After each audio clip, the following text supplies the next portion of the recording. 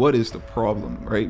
Especially with our young boys, right? Our young boys who not only are subjecting themselves to suicide, but they aren't doing well in school. They get with not so good crowds and make poor decisions.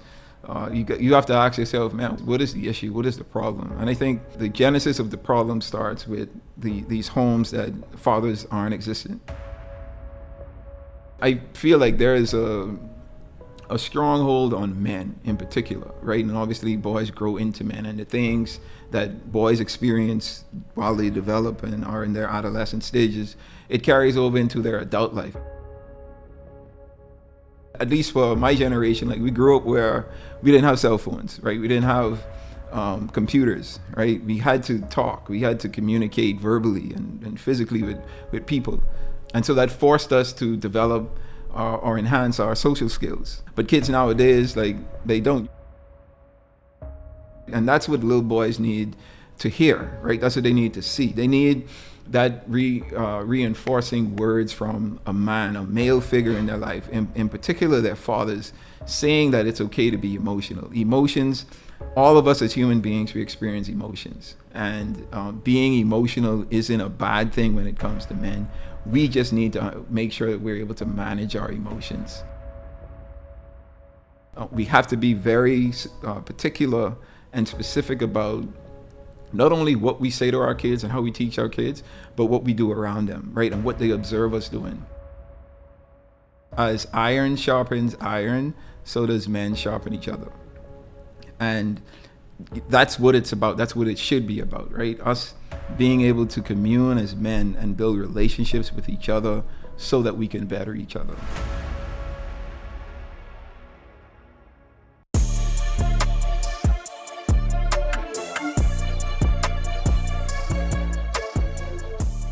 What's up, everyone? Welcome to the new episode of the Myles podcast. This is Myles Jr. I'm your host. And as always, the vision and goal of this podcast is to entertain, educate, and elevate you miles high above your fears, your doubts, and any limitations that you may think exist, always knowing that those limitations only exist in your mind. So for starters, I want to announce that we are officially back on track with our Explore Africa tour. We're going to Johannesburg and Cape Town this year. I'm super excited. Took a year off, obviously, because I was minding the birth of my daughter. So we took some time off for that, but we're back at it this year.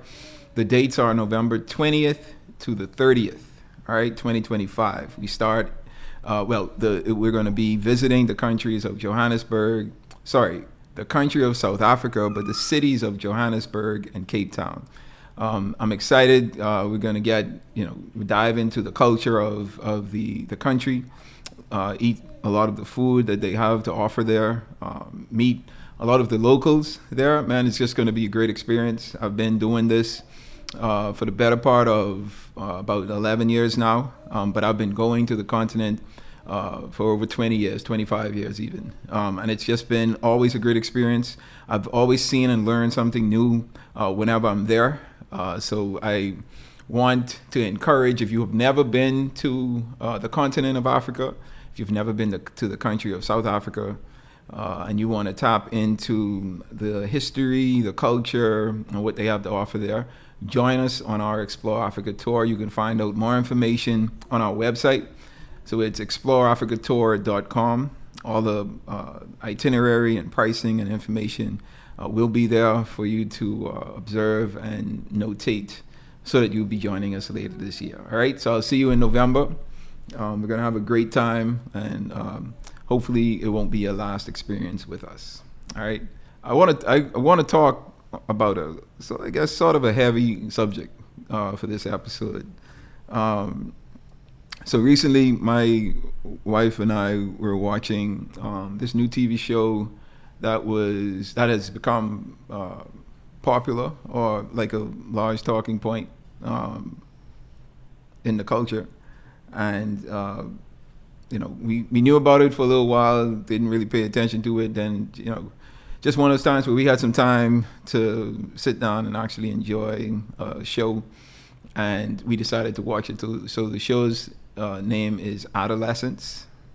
It's on Netflix. It's a Netflix show. It's a 4 episodes, short series, limited series. And I must say, what I thought the show was going to be about, the show absolutely was not about. Right. So the premise of the show is there's this kid that is in, I think it's like middle school or junior high school. It's based in the UK. It's a middle school or junior high school. He kills a classmate or a student within the school. So it starts off with him getting arrested. Them going through that whole process of booking him and checking him into the jail. And then it's the whole process of finding out, okay, let's see what this kid did, and them trying to figure out why he did it. And throughout this entire process, this theme just kept reoccurring to me, man. And it had a lot to do with men, right? And the importance of men in the lives of kids, especially, not just in our communities, but kids. And throughout, the 4 episodes, it just started to, see this trend of men not being a part of, or not seemingly being a part of, like, their kids' lives, and like knowing exactly what's going on, knowing the emotions that they're going through, what they're experiencing at school, whether they're being bullied, teased, whether they're doing well, not doing so good. It's important that men are present.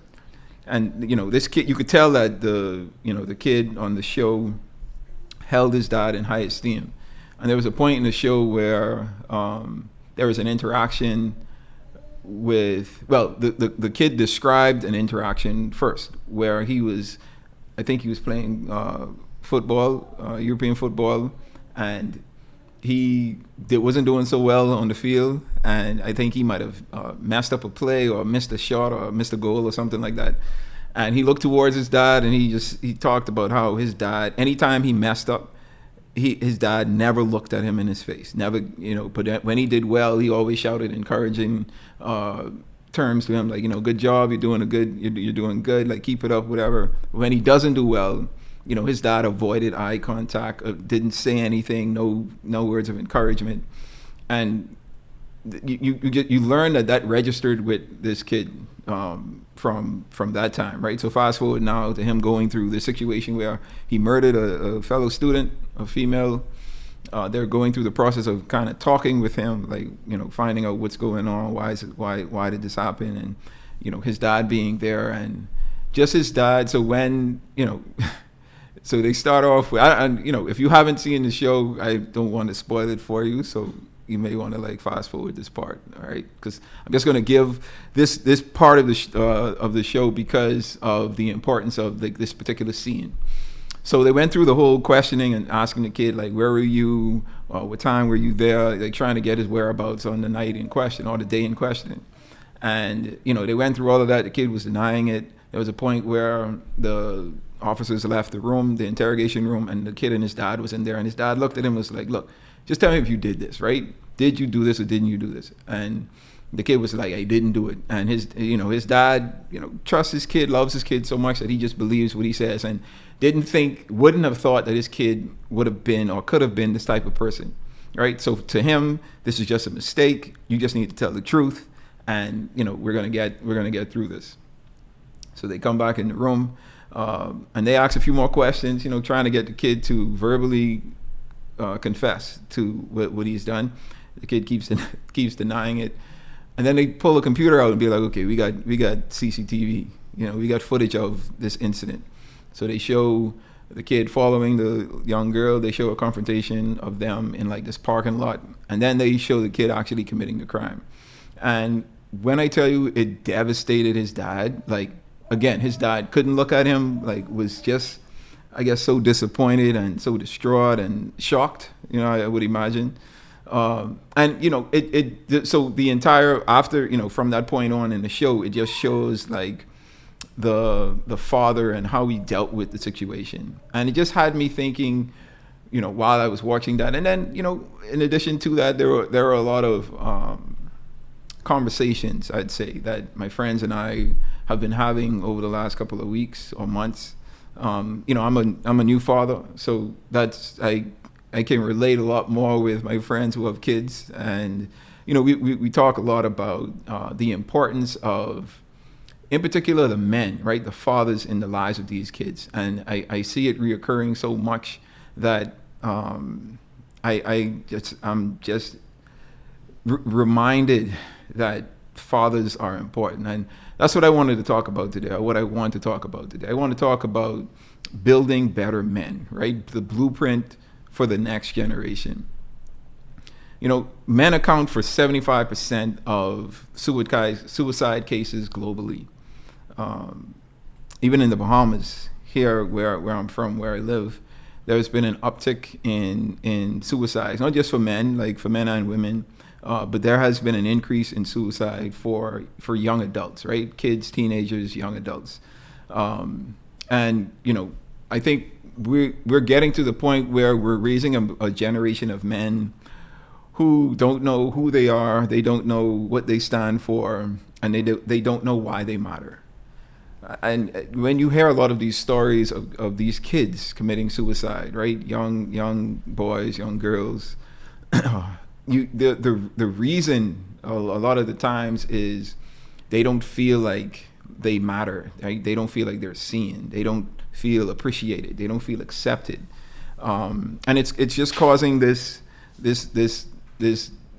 decrease in confidence, this decrease in the desire to even live, right? To where they get to the point where they want to commit suicide, to kill themselves.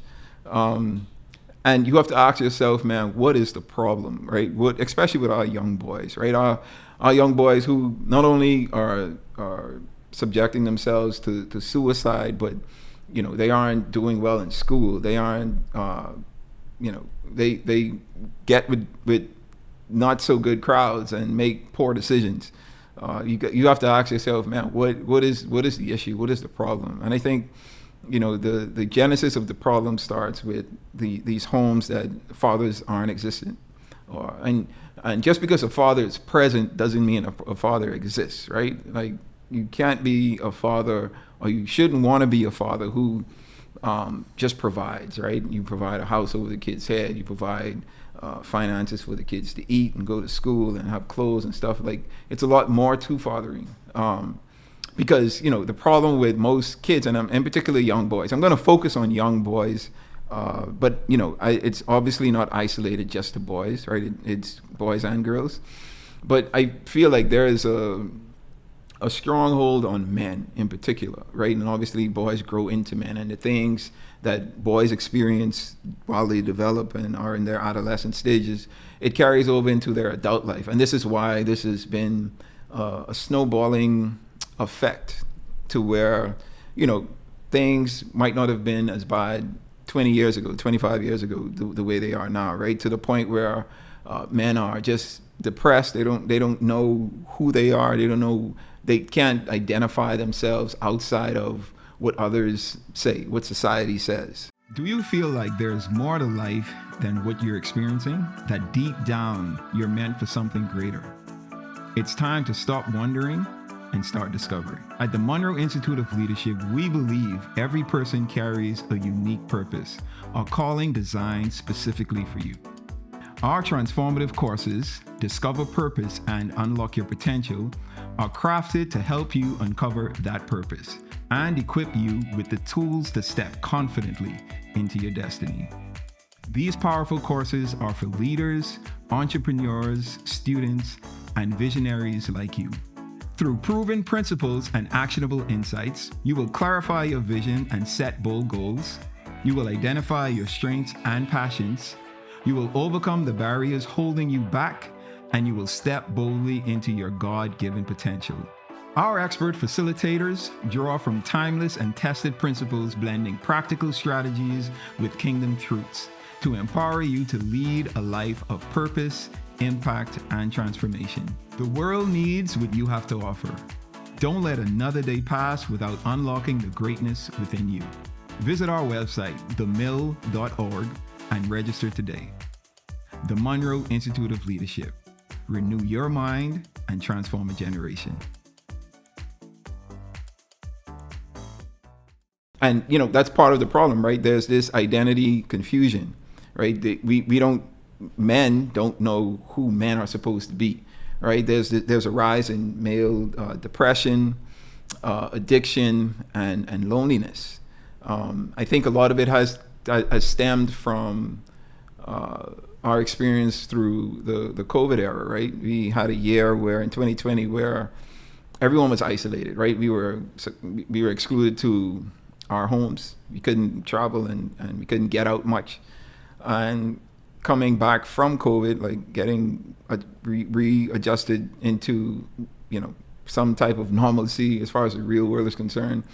There's been this uptick in remote work, and I guess it's a good thing from a certain perspective, but I think some men and some people in general just need community, right? They need to be around, they need to interact, they need to be able to talk to and be able to experience and be able to like socialize, and I think this era of remote working has really caused a sense of isolation, right? Where there's now this sense of loneliness.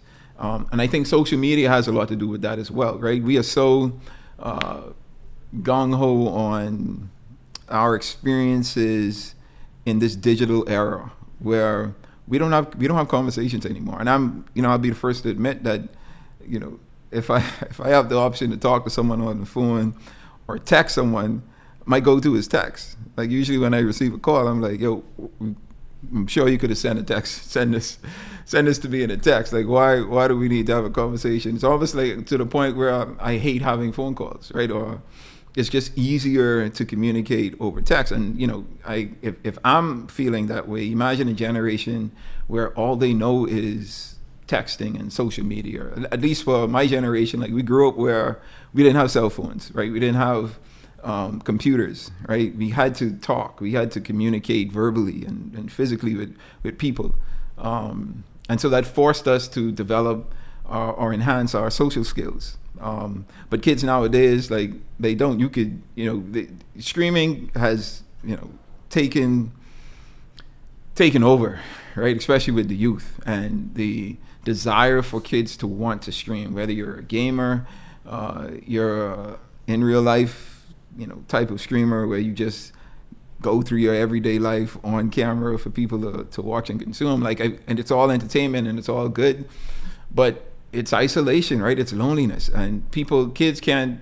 I don't think there's a development of their social skills being in front of a camera 24/7, right? You log online, and these kids aren't even aware of the dangers that streaming presents. Like I was watching this news story about these group of girls that were streamers, and they were out streaming in public. And obviously, when you stream, you basically tell people where you are and when you are and where you are at the time that you're there. And this guy showed up and just caused some tension, right? And it was almost an issue, right? Thankfully, it didn't get as bad as it could have gotten. But the point is, like, these kids don't think of the consequences to like these advancements in technology, right? They don't think about their safety. They don't think about the people that they don't know who they're letting into their lives, that could harm them, right? If the opportunity presented itself. But all of it creates this sense of loneliness, right? Because you are secluded and isolated to your homes, to your rooms.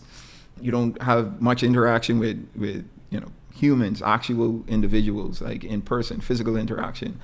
And you just develop this sense of anxiety for the most part when even being in public. Now, for me, being an introvert and already being an anxious person, like I have anxiety now, like having to have conversations in public. But imagine a kid who that's all he knows, right? All he knows is seclusion, isolation, doesn't really talk much, very quiet, might be introverted as well. And then you force them, in a sense, to go out and create friends or create experiences when they haven't developed the skills to do so, right? That could be a shock, and it could create it can cause larger problems to form because of the anxiety that builds. So that, there's a sense of just this disconnection from life itself, right? And again, that causes a rise in depression, addiction, and loneliness. Also, the problem stems from just disconnecting from what our purpose is and from our faith.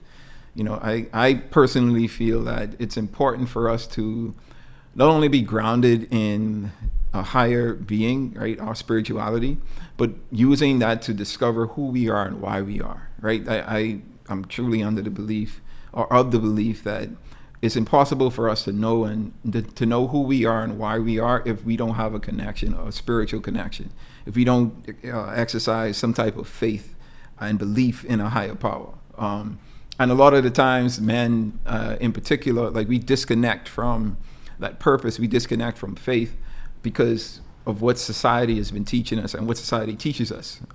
And I just think, all of this lends to the issues that we have, this male crisis that we're experiencing. And then society just celebrates everything outside of healthy masculinity. We live in a world where, like, we're pushing all of these agendas, man. We have these homosexual agendas. We have these transgender agendas. We have this female-centered agenda. And it's all good, right? I'm all about inclusivity, right? And as long as we aren't trying to force it on anyone, by all means, do what it is that you feel like you want to do. I feel like it, whether I agree with it or not, I think the freedom should be there for folks to live the life that they want to live, as long as they aren't harming anyone, as long as they aren't, like I said, forcing themselves on others. But when the media is pushing this, right, and that's all they're pushing, right, and we don't have examples of sound men of character who can show kids, like, what it is to be a man and how men should act and operate in public, right? All you see is these women bashing men, or these segment of society, these men who bash segments of society that they don't agree with, and they do it violently. They do it with derogatory words and phrases, and there's just a sense of abuse, right? Verbal abuse, physical abuse, and it's what stems from us just society not really highlighting men, right, and pushing men to the forefront, and good men to the forefront, right? I'm not just talking about any man, right? Because obviously there are men included in all of these different segments of the population that I mentioned, but I'm talking about the healthy masculinity. Even in the TV shows that we watch, the movies that we watch, there's this push for homosexuality. There's this push for just sexuality in and of itself, and all of this is causing these developments, these mental developments, or the lack thereof, in our youth. And I think the reason is the kids just don't have a great example for men, as they should, as we used to, right? Because we used to have a lot of censorship in the networks that we watch, right? TV used to be way more censored than it is today. Movies used to be way more censored than they were today. And parents were a lot more conscious of, like, what we watched and listened to as kids. Parents nowadays, like, I assume it's because of what we went through and what we disagreed with when we were young, and we don't want our kids to not be able to see and watch things just because they're kids, right? We want to introduce them to these ideas and these societal experiences at an early age, not realizing that it takes a sense of maturity, it takes a sense of development for these kids to really understand, like, what they're experiencing. So that's, I feel like those are kind of what the problems are, right? Just a brief highlight of some of the problems that I feel like men are going through, especially when we talk about the reason why the society and the world is where it is now. And I think as men, we are taught that we have to be strong, right? And growing up for me, like strength, the definition of strength was men don't cry, men take care of the women and children. We put ourselves in danger. We provide, all of these masculine, quote unquote, things that are characteristics that we have been taught, that I've been taught, when I was growing up, of what strength was supposed to be. But actual strength, like once you develop and you start to learn things for yourself, you realize that strength deals a lot more with resilience, or being resilient, having integrity, being a person of good character, having a good sense of discipline in things that we do, and how we carry ourselves. And then just being a person of compassion, right? That's what strength is. Strength is knowing when you need to be what you need to be, right? It's not always being a dictator or not always forcing things on people, but it's showing different levels of emotion when necessary. And men are supposed to show emotions, right? Men shouldn't hide their emotions. We just need to learn to manage them. So whether we're upset, whether we're happy, whether we're angry, like it's normal, right? Those are normal emotions. And if you want to cry, if you want to scream, if you want to laugh, like you should be able to experience all of those. But as men, we're taught that we shouldn't be emotional creatures, right? Emotions are for women. Only women show emotions. It reminds me of a video that I saw that came across my timeline, and it was about this young rap artist who he was with his kid. I think his kid had to have been about like 2 or 3 years old, or maybe 3 or 4 years old. And his kid, the rapper was streaming at the time, and he wanted his kid to like talk to the audience and whatnot. And his kid started to talk to the audience, and then I guess the kid got flustered and just got embarrassed and started to cry, right? And fell back into his dad's arm, and his dad immediately said, "Yo, what you crying for? Like, don't cry, man. Like, it's okay. Like, you feeling a sense of anxiety, you getting flustered with your words, like it's all right, and it's okay to cry. Like, you could get emotional, like cry if you need to cry. Daddy cries all the time, and there's nothing wrong with it." And I looked at that, and this was a young rap artist, right? He, in his 20s, and seeing that, like, that was encouraging for me, right? Because that's what, and it was his son that he was talking to, right? And that's what little boys need to hear, right? That's what they need to see. They need that reinforcing words from a male figure in their life, in particular their fathers, saying that it's okay to be emotional. Emotions, all of us as human beings, we experience emotions. And being emotional isn't a bad thing when it comes to men. We just need to make sure that we're able to manage our emotions. And then being vulnerable, right? I don't think any man likes to be vulnerable, especially when it comes to relationships, right? Because we feel if we're vulnerable, we're opening the door for our vulnerability to be taken advantage of. But it isn't weakness, right? Being vulnerable is actually being wise. And that's kind of what Harrison and I talked about in an earlier pod, right? You find the most convenient way to be strategically weak. And it's not a bad thing, right? It's just figuring out, okay, I need to manage my emotions at the best way I can. And men need to do more than provide, right? We've been taught that we need to be strong, we need to be providers. And it's not just about finance, right? We need to provide a sense of structure in a home. My dad used to always say, as the men goes the country, or goes the community, or goes the family, right? And it's a sense of the men being the foundation of the family, not the head, right? We learn these terms, and I feel like words are powerful, right? Words have meaning.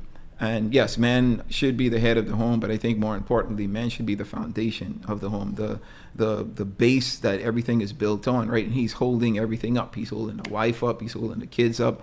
He's holding the morale, the ethics, the character, everything that he should be about and should be instilling in his family and guiding his family towards. It's on him. And when men shouldn't just show up, right? It's not just a sense of finance for them, right? They need to be more of an emotional presence, a spiritual leader, and spending quality time with kids. We can't be so inundated with work or trying to provide, right? In a sense of trying to make money. Now, I'm not saying that being able to work and make money to provide for your family isn't important, but there has to be a balance. Absolutely has to be a balance. And most kids, like, you can tell a kid, give a kid instructions as much as you want, but most kids learn from observation, right? And we are very critical when we observe. And when I say that, I particularly mean, like, if you tell a kid something, but they observe you doing the opposite, then what you're telling them is going to be contradictory, right? And they're going to say, well, you do this way, even though you tell me to do this. And most parents say, don't do as I do as I say, right? But I don't think that's not a great approach, right? Especially with the access to information that kids have nowadays.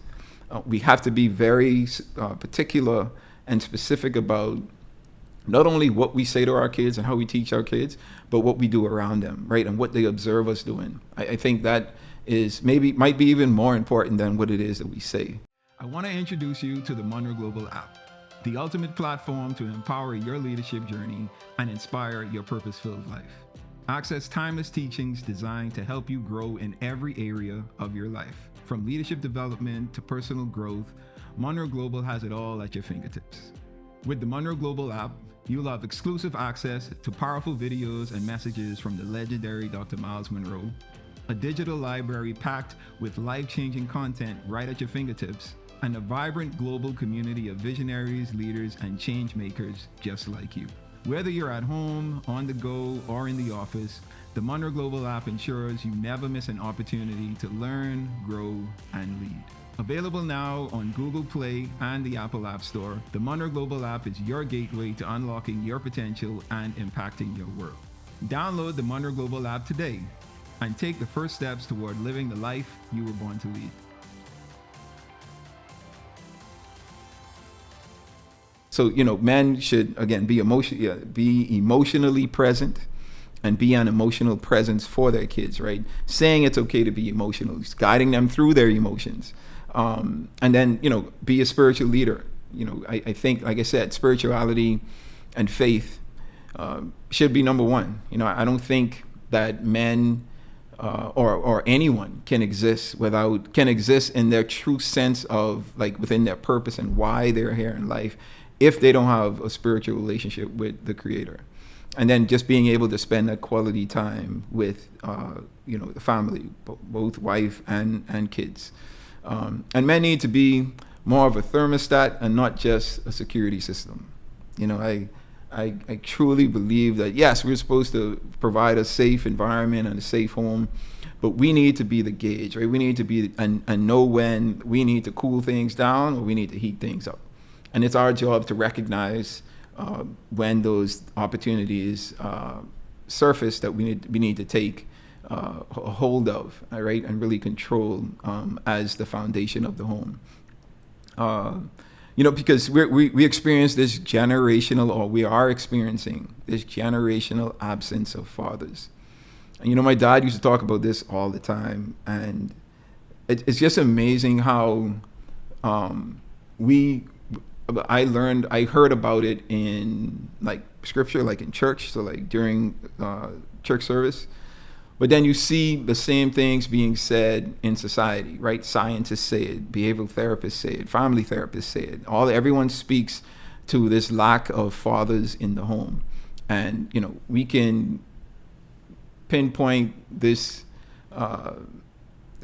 issue being started, during the times of slavery. But I truly believe that, there has to come a point where we stop blaming the past, right, and start taking accountability and responsibility for where we are, right?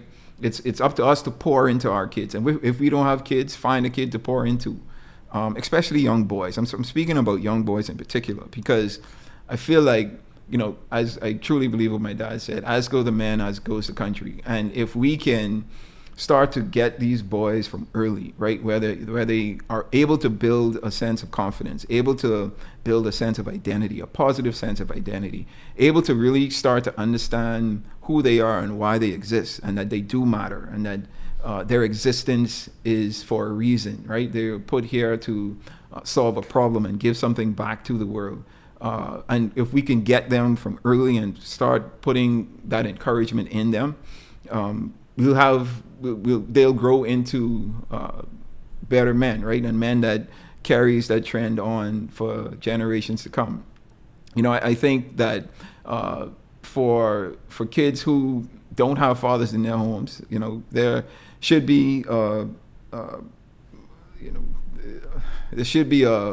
group of mentors, pastors, spiritual leaders, community leaders that they're able to go to learn from, right?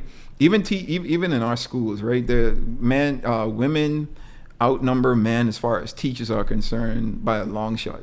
And I think kids don't see a great representation of men on a day-to-day basis, especially those kids that don't have fathers in the home. And that's why, these kids kind of make the decisions that they make throughout their lives, right? And when defining a man, I always have to go back to the life book, and when God created man, first of all, God created man in his image and likeness. And that means we have the image and likeness and character of God, right? So everything that God is, we are. And that's not just for male, that's for male and female. But men in particular, right? We were made in his image and likeness. And then after God created man, he took man and put man in the Garden of Eden. And the Garden of Eden essentially was the presence of God.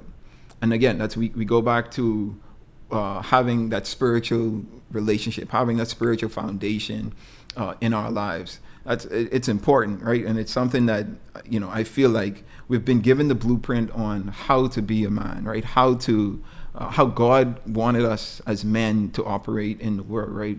We needed his presence. And then the second thing he gave man was work, right? God told Adam to, spend your time identifying everything that you see in my presence, right, in this garden, and name them. I'm giving you the responsibility to name them. And then the third thing God gave man was a helpmate. And that's when Eve came along. And, a lot of times we change the categories based on how we feel, right? A lot of men, we look for woman before we look for work. And we ignore the presence of God, ignore the spiritual relationship. And I feel that too has a lot to do with the state of men and where we are in our communities. So that we need to revert back to what God intended for men in particular, right? He intended it for us to be in his presence. He intended it for us to be productive. And then he intended for us to find a helpmate that we can multiply and reproduce and just create generations. If men can get to this point, to get back to that point, I should say, I feel like we'll be able to build our boys, right? Be able to cultivate young men, young boys into men of good character, men of good stature. We need to teach character, right? Not just competence. Like, yes, we want our kids to be well learned, we want them to be smart, but we need to also teach them what good character is. And a lot of that comes with what they observe us doing. And I think the onus is on us as men, as fathers in particular, to raise our kids by showing them how we want them to live. I feel like my parents were such a great example for me, especially now with me having a kid and remembering like the things that I observed my parents doing, what they have taught me, what I've seen them do, even outside of the home, right? In the community, in church, in business. And all of these things have allowed me to develop into the person that I am today. And my wife and I have conversations about this all the time, and how we want to be a good example, not just good parents, right? But we want to lead by being a good example for our daughter and, any of our future kids. Because, them being able to observe and confirm what we are saying, because we are also doing it, I think it'll be beneficial, for them and for us and for society at a whole. We need to create environments where vulnerability is a norm, especially for men. A lot of men, like, we don't feel safe being vulnerable. And, social media hasn't helped with that, right? You see a lot of women bashing men for being men, right? Men opening doors, men trying to have conversations, men, and I'm talking about like good conversation, right? Just introducing yourself. Maybe you see a girl that you're interested in, and you go out and talk to her, and the first thing she does is shuts it down, or embarrasses you, or records it and posts it up, and it goes viral. So men just don't feel this desire, doesn't have this desire to be vulnerable or to seem approachable, because we don't want to be embarrassed, right? And we have to create environments where we could be vulnerable. And I think that comes with us creating communities as men, right? Creating these circles, right, as men. And again, Harrison and I had this conversation about this as well, where we need to start creating these men groups where men could come together and have these conversations and talk about the difficulties we're experiencing as men and fathers and leaders in the home, in the community, in our countries, so that we can help each other out, right? And I think that's one of the ways that we can get men back to being how God intended us to be. We need to show how important work is, how important worship is, and how important spiritual warfare is. And I think with all of that, we're able to show ourselves wise. Like I said, God put us in His presence, and He gave us work. Those are two things that we cannot live without, or should not be living without. If we want to be, men in line with what God intended us to be, His presence, or a relationship with Him, and then finding ourselves productive, right? Work is most important. And then just being worshipers.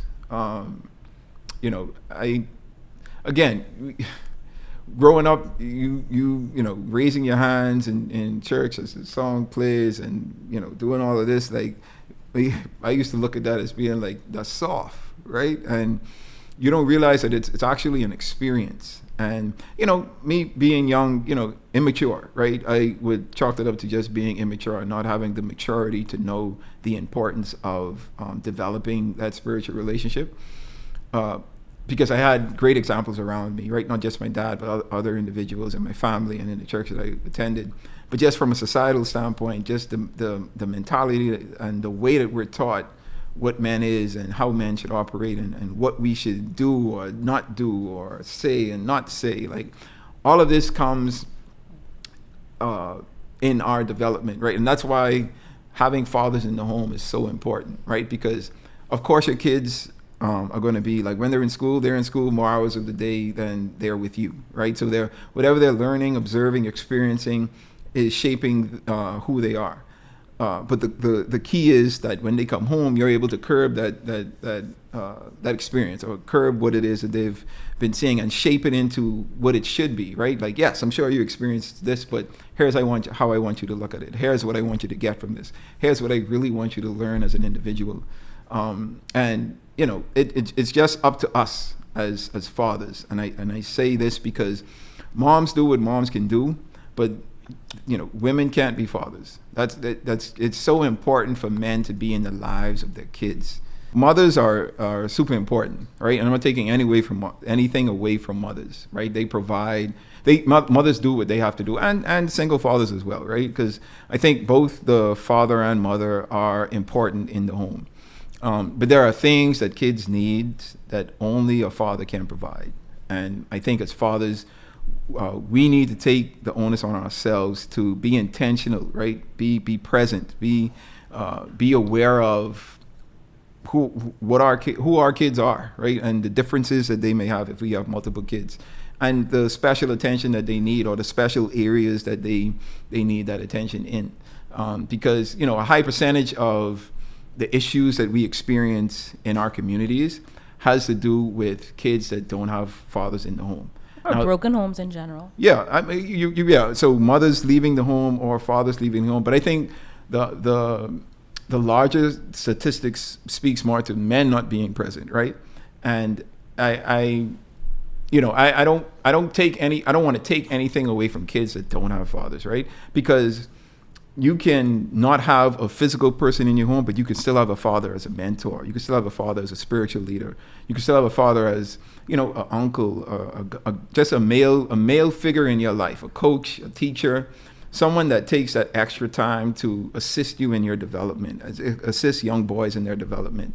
And I think that's where we need to get to as men, right? If we don't have kids personally, or even if we have kids, well, we should extend that assistance to individuals that need help. So I try my best to, if a young individual reaches out to me and they want to have a conversation or they ask some advice or whatever, I try to find time as best as I could. I'm not able to all the time, but as best as I could, I try to find the time to give them those moments, right? Give them that encouraging word, give them a lesson from my experience, or have them look at it from a different perspective, right? With what I say, because that's me knowing that they're asking this because they're seeking help, right? They want to be better kids. They want to do something different than they may be seeing amongst their friends groups or in their communities.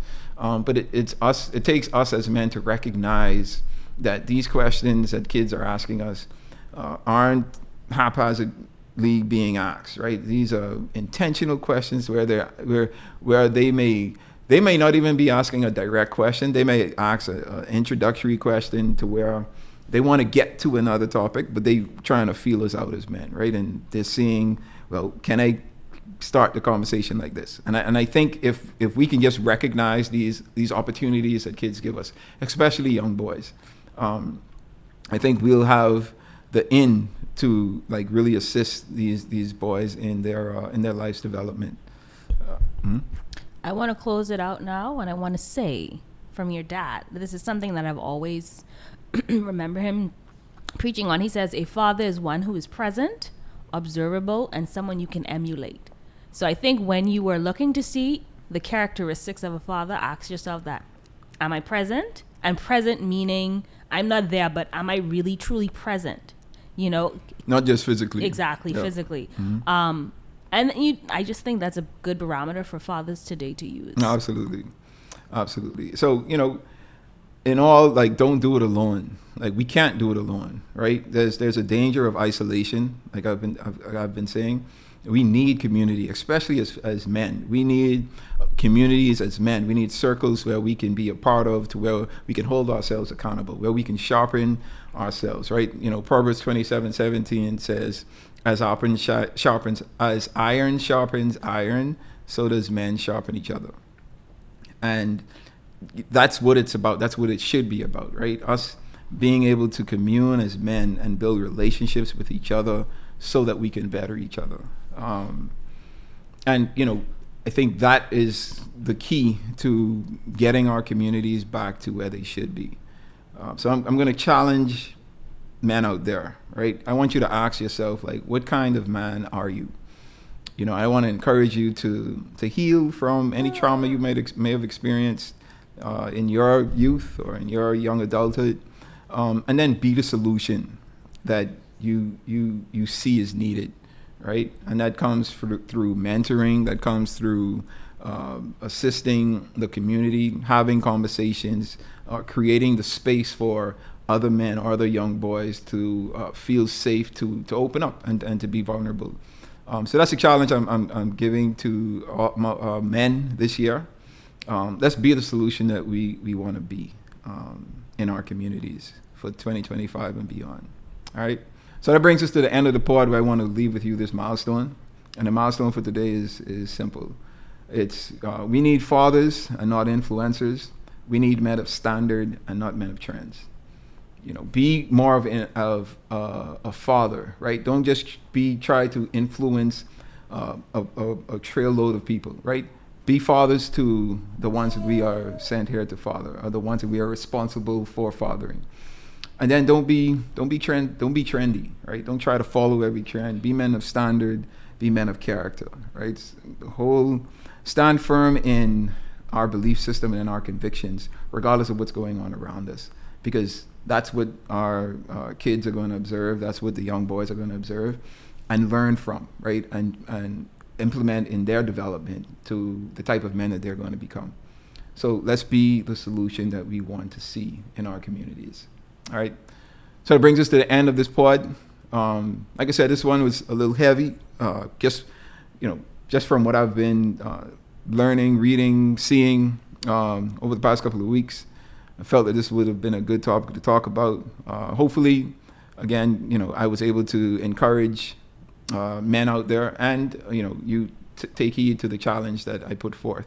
As always, the vision of this pod is to entertain, educate, and elevate you miles high above your fears, your doubts, and any limitations that you may think exist, always knowing that those limitations only exist in your mind. All right, until next time, you guys stay blessed.